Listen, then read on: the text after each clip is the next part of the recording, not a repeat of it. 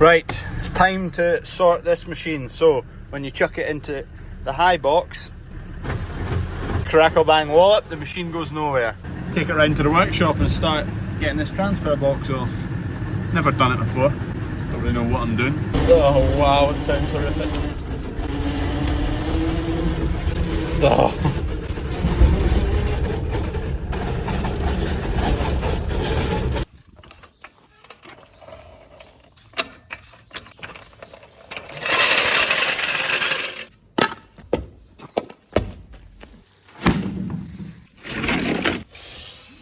This is goosed.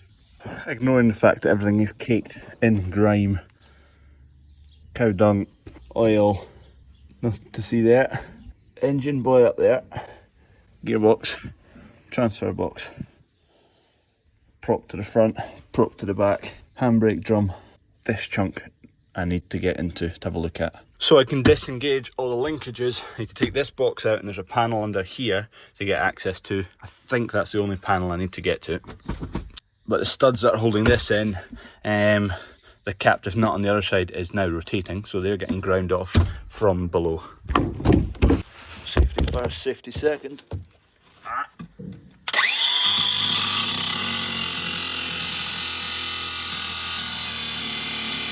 I'm going to move you actually because the grinder sparks can put imperfections on the camera lens.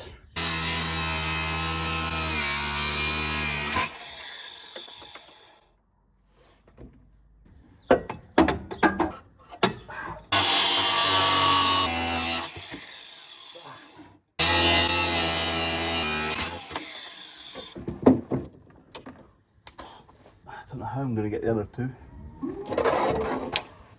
These two, a bit more tricky. I might have to go in here with a grinder through that leg. See it there? I can just about get a hacksaw on there. The issue is, I've no idea where a hacksaw is. Complete.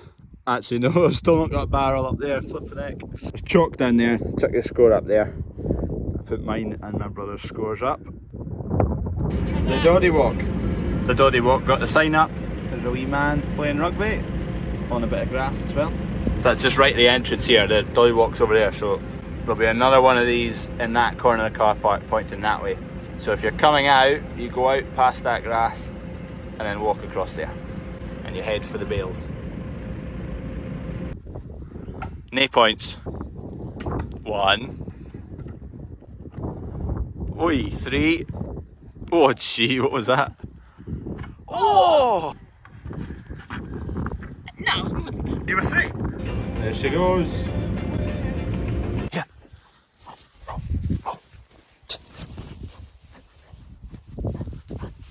Good morning, Rye opens today. Big blue barrel, I finally found one. It's got a hole on either end though, but well, it's just a sleeve. Goes all the way through, but that'll do fine. Final few things to do out here before the first people arrive in half an hour.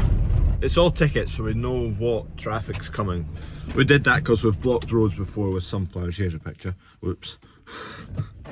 I've got that barrel up there now, but I forgot the flipping adapter for the impact gun. So I can't get from that to a Torx. Is that a Torx? I always get mixed up.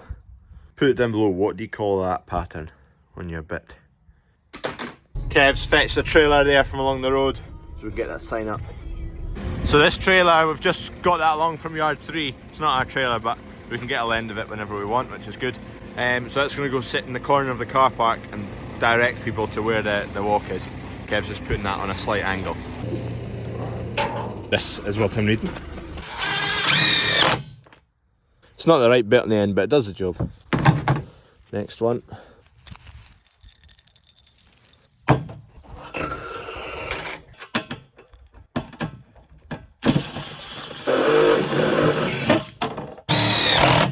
Two more to go at the back there, and then that's this all set up and ready to go, ready for action.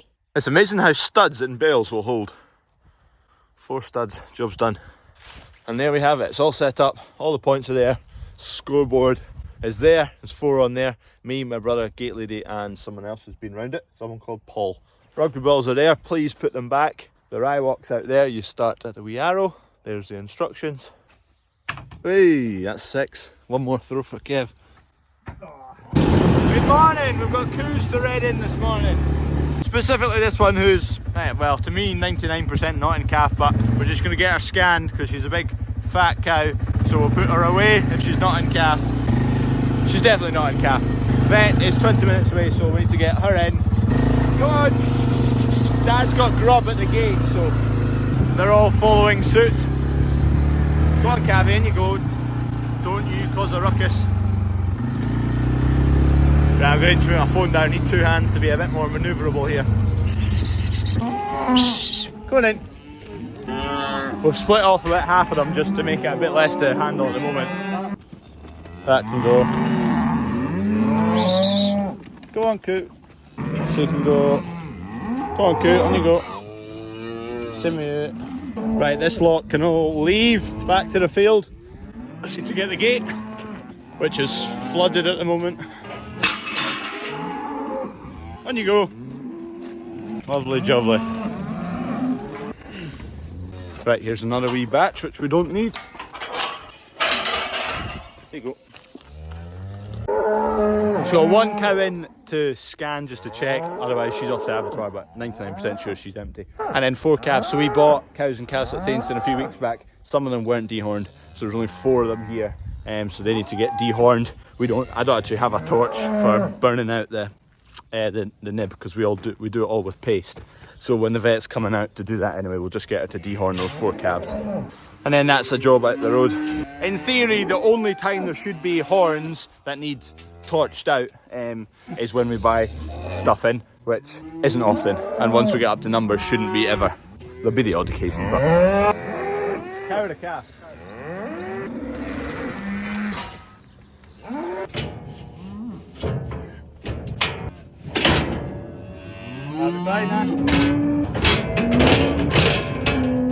Just narrowing this up for the calves.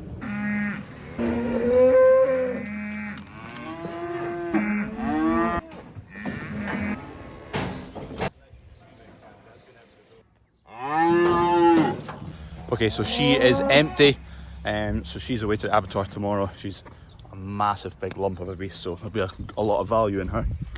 Right, calves dehorned. It's a bit gruesome. There's bits of horn lying about the place. There's a bit there. There's another bit. That's kind of why I do them all with paste. It's just nicer on them, easier going on them. That's a pretty harsh chop right of the horn up there. They didn't have the burning iron, so we get in service, so they're just using big levers to basically slice that bit off.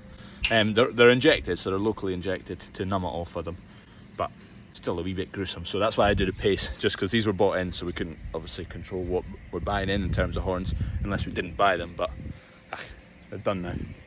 It looks a wee bit gruesome. They're sprayed with aluminium spray, just so less chance of getting infection. But anyway, that's that job done. Just been on the phone to ABP, so they're good to take that cow just now. Go and put the trailer on, load her up. There we go, people out at the right, having a nice time. Oh, she's going for it. Go on, get it in the target. Go on. Go on, come on. I'll go out and have a look at the scoreboard later. Steady does it, steady does it. Oh, would you look at that, it was bang on. Got the passport for her. She is a 7-year-old cow. If anyone's watching from any of these farms, so this cow was born on Broomnow Farm in Brecon. That do? She then went to Lodge Hill Farm, East Kilbride, then went to Pressick Farm in Forfar, then Stirling Ag Centre where we bought her. If anyone's watching from near there, give us a shout. Maybe you've had her on your farm. Anyway, that's her away for burgers. This grass is currently getting dressed. We're basically putting a hollow through that grass. It'll get turfed again, so the water can catch the bump there, run through the grass and run into the pond. That's the grand plan anyway. If we ever get any mega severe rain like we had whenever that was, 8-10 months ago. Right, the gates are opening up. They've done mega extensions here, or revamps. This is all brand new up here. That bit is all brand new, and then I think they're doing stuff in the middle here as well. Massive changes here. There's a proper lorry. Wonder how many beasts are on there versus my one. Hey beast. See you later, coo. There we go, this bit's, you can see there, the profile of it, this just put a hollow in it. So any water that catches this speed bump will roll off there through the grass and then pop up again at the other speed bump just there, and then it'll make its way into the pond. And that should catch if it catches 95% of the water on a big crazy day, then it'll make a big difference. The pond's got a massive outlet, it's like a metre across pipe, so there's no issues of outlet from the pond.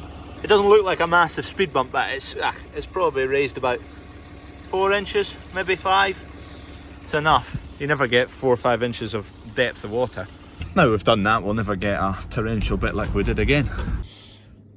This diesel tank, it's got a kink in the pipe. Well, it's goosed and it's leaking a wee bit, so I need to take that off and get it round to AP bearings and replace it.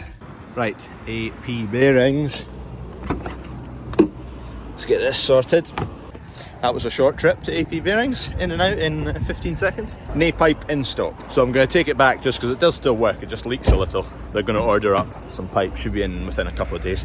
This soakaway in the car park's getting redressed, so I think it was all silted up. Basically had a few stones down here, but yeah, I think it's choked up. But anyway, clearing it out, so this patch, it gets a wee bit wet and soggy in the winter time. It's totally fine this time of year, but fix it now for the winter. There's a fair few on the leaderboard. Someone's defaced it. Don't believe my score of 10 points.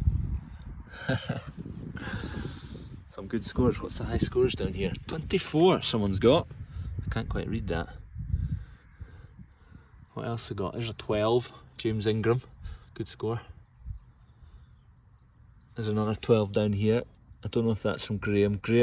I don't know if that's from Graham, the 12, or he got 1. I'm just in the farm shop right now and putting more hats out onto the shop floor because quite a few have sold. There's not loads left now, so thank you to anyone who's bought them, by the way. The last couple of weekends it's been quite busy shop-wise for hats and whatnot, which has been great. They are online, by the way. There is red ones, blue ones, khaki and green. You can get them online, or if you're about in the shop, get one in the shop. But thank you to anyone who has ordered one. Might cover some of the transfer box bill for the Defender. I'm quite lucky in that all this shop is set up, so how we've got it set up, I buy the hats and whatnot, big batch of hats, and then effectively I just sell them to the shop at a slightly lesser rate than what you would buy them. So if you buy a hat right now, they're £19 for these caps. My phone died, but essentially I sell them to a shop at a lesser rate than that. The shop buys them, the shop takes a wee cut, and that cut pays for basically Sean, who's at the back of the shop. He processes all the orders, he packages them and sends them out. So all that is done without me, so I pay a small fee basically to the shop for all that to be done. So it works quite well.